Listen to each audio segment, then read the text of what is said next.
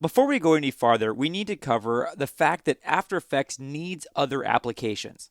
Now, don't get me wrong, you could actually use it just by itself, but in order to really get the most out of After Effects, you need to use it in tandem with other programs such as Photoshop, Illustrator, or others.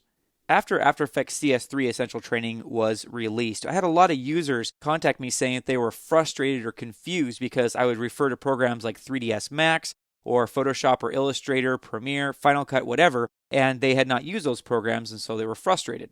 But by very nature of the name After Effects, the purpose of After Effects is to take stuff from other programs, whether it's video from a video editing program or graphics from Illustrator or Photoshop, and then animate them or do whatever after the fact, hence the name After Effects.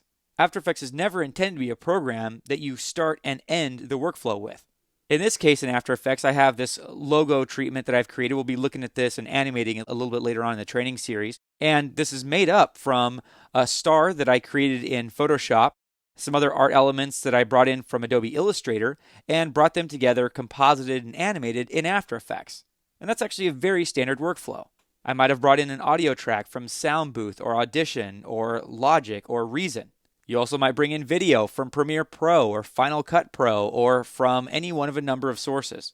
And so in this training series, we're going to be looking at a whole lot of source material.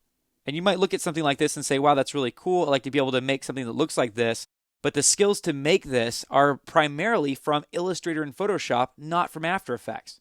Now, the good news about all this is that lynda.com has some amazing Illustrator and Photoshop training, video and audio training as well, and also 3D training for that matter. So anything you want to bring to the table to use in After Effects, you can learn how to use on the online training library on lynda.com.